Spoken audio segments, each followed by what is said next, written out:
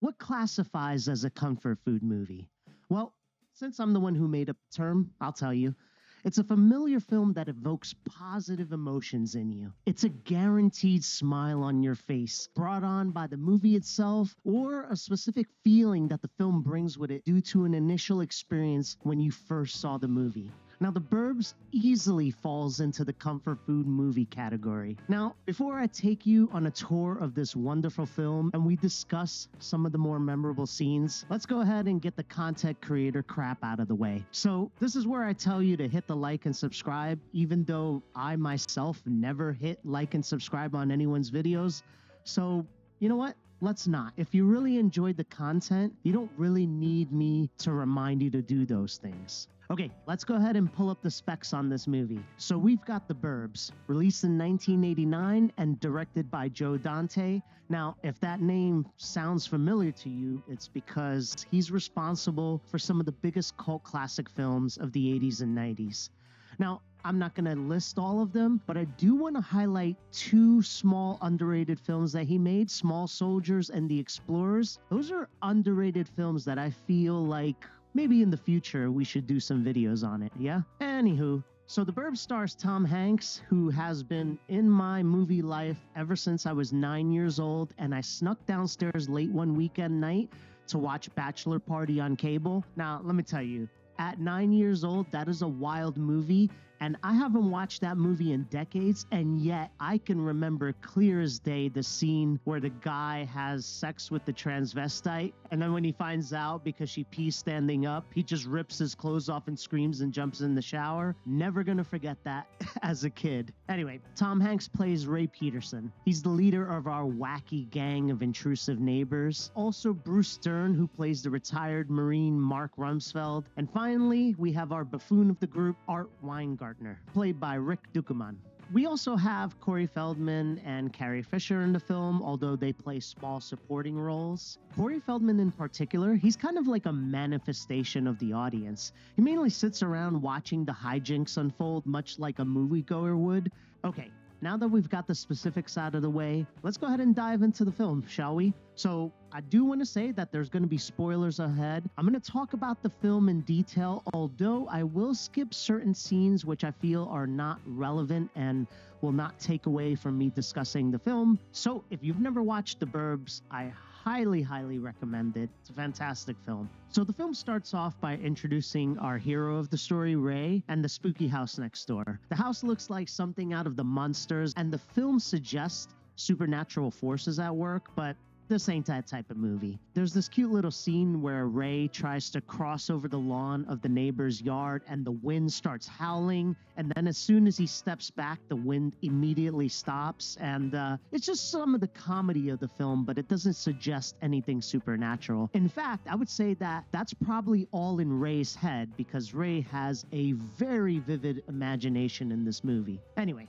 the next morning, we're introduced to the rest of the neighbors living in our cul-de-sac. There's Walter. He's the old curmudgeon that takes pride in having the best lawn in the neighborhood, and his little yap dog, Queenie. Now, Queenie helps move along the scene by shitting on the neighbor's lawn, which nicely introduces us to Mark, our neighborhood military veteran with the hot wife. By the way, here's a fun little fact. His hot wife, that's actually Wendy Schaal. She plays the voice of Francine in American Dad. Fun little fact there. Now you've got Ricky. He's basically a manifestation of us, the audience. He tries to warn Mark about the little present Queenie just left, but it's too late, and we get one of my favorite quotes in the film. I find one more. Just one. I'm gonna catch him and staple his ass shut. Back over at Ray's house, we meet his wife, which is a nagging Princess Leia with the unsexiest haircut in the world. Ray also has a son, but that's not really the focus of the movie, so we'll just move on from them. Finally, we meet Art. He's the neighborhood buffoon who comes into your house and eats all your food without even asking. You know that one guy that everyone's girlfriends or wives absolutely hate? Yeah, that's Art. He's also our exposition guy, providing information on the Klopex and generally just egging on Ray. He's basically the guy in your group that will call you a pussy for not saying Candyman in front of a mirror, but will not do it himself.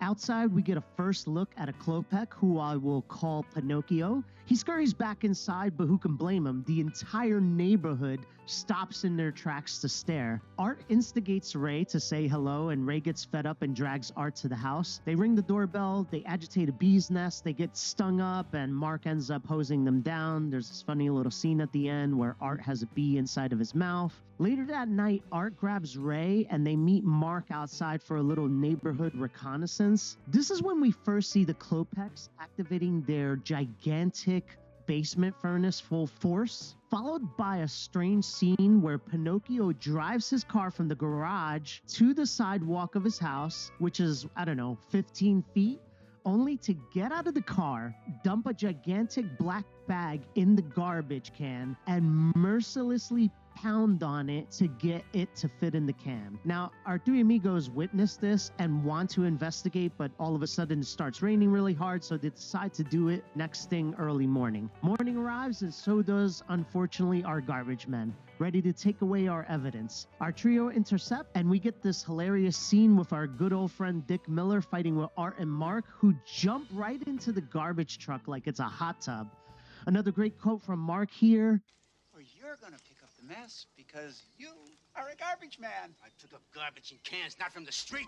But no evidence of malice is found. Francine finds Queenie alone outside and dirty, and the neighbors break into Walter's house recklessly, only to find no one home. Arp ends up trying to eat food and breaks a plate in the house, and Ray leaves this vague note that later bites him in the ass. The next day, Art and Mark ask Princess Leia if Ray can come out and play, but she says no, so the duo decide to just write a vague note and slip it under the Klopek's door. Art later tells Ray in the backyard that they wrote this little note and that they slipped it under the door. Ray gets all pissed off, and then that's when they discover a human femur, which they believe to be Walter. Then, one of the Klopeks on his side of the yard, I assume it's probably Cranky Klopek, he ends up throwing the note that Art and Mark left, so Ray assumes that the Klopeks think that he's the one that wrote the note. He freaks out, so the next day, Princess Leia, Mark, Ray, and Francine all go over to the Klopeks' house. You get my absolute favorite scene in the movie, which is when Mark drops the brownies, and it's just so... the acting is just so good when he drops the brownies, but then he just picks them up and gives them to Pinocchio, which is really funny because there's like leaves and dirt all over the brownies, but he's just like, I don't care, whatever. Anyway, my second favorite scene comes up after this, and that's when the Klopeks end up serving as hors d'oeuvres, sardines and crackers, and nobody takes it, but of course, Ray's wife makes him eat some, and it's just perfect the way he eats the sardines. He's just like choking on them. I don't even understand how anyone can eat sardines. They're disgusting. Anyway, so in the house, we meet Cranky Klopek, we meet Pinocchio, and then finally we meet Dr. Klopek. Really, this whole scene is comedy gold. From Tom Hanks's fear in the house to Mark's aggressive questioning, it's just all great. Now, outside, Artie ends up getting caught trying to sneak into the house, and later, Ray ends up scolding his friends and says, their behavior is just awful, and we need to just stop it, and he ends up siding with the wives. But it ends up actually being a ruse. Since Ray finds Walter's toupee in the Klopek's house, he decides to play nice to get the wives outside of the house and then find evidence of murder. You see, Ray ended up putting the toupee with the mail and then ended up putting it inside of Walter's house. So once he finds the toupee at the Klopek's house, he assumes that Walter was murdered by the Klopek. So Princess Leia and his son end up leaving for the day. As soon as they're gone, Ray and the gang get to work. They end up cutting the power so that they can get into the backyard. Ricky, of course, he invites all his friends over for the show because he knows something crazy is going to go down.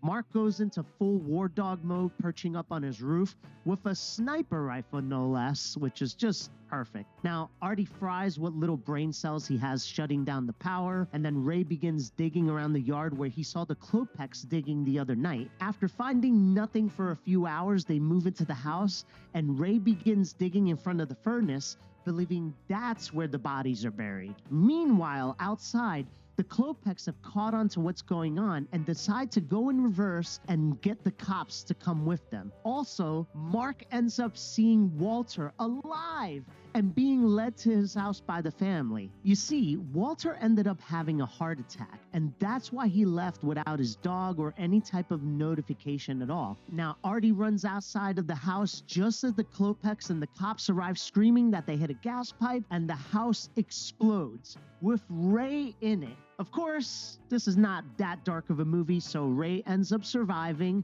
There's this epic scene where he's coming out of the house and he's just in shambles, and he tumbles down the porch steps, and I'm curious if he just did that like on one take and they were like, that's perfect, we're gonna use that, because I always remember him just slipping down those steps, and it's just the perfect amount of physical comedy.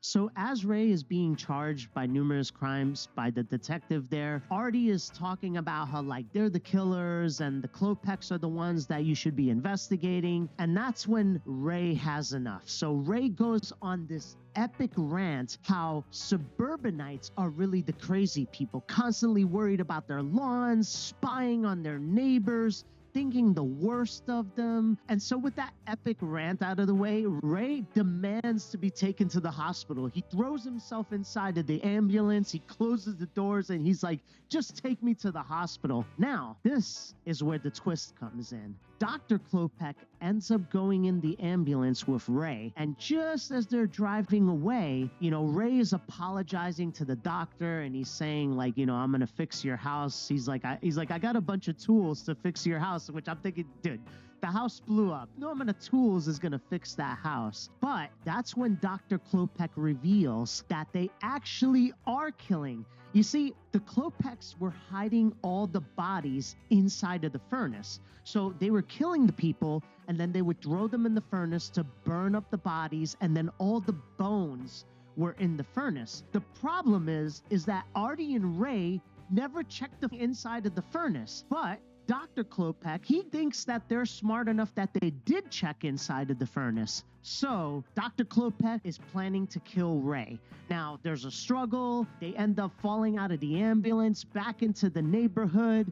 And then Ray's like, I'm making a citizen's arrest. He's like, he just admitted that he murdered these people. And the detective, rightly so, says, where's the evidence? At this point, the Klopek's car, which is right nearby, their trunk ends up opening up. And that's when Ricky sees all the bones that they were trying to transfer away. They find the bones. There's this cute little scene where Pinocchio tries to get away, and then Mark ends up chasing him down. They both end up slipping on Queenie's dog shit. Again, physical comedy is top notch in this movie. Finally, we have a happy ending where Ray decides to take a proper vacation. He gives Ricky a nice little speech to take care of the neighborhood while he's away on vacation. And as Art is loving everything that's going on, his wife arrives home to find that their house is on fire because the ambulance crashed into the front porch. The end.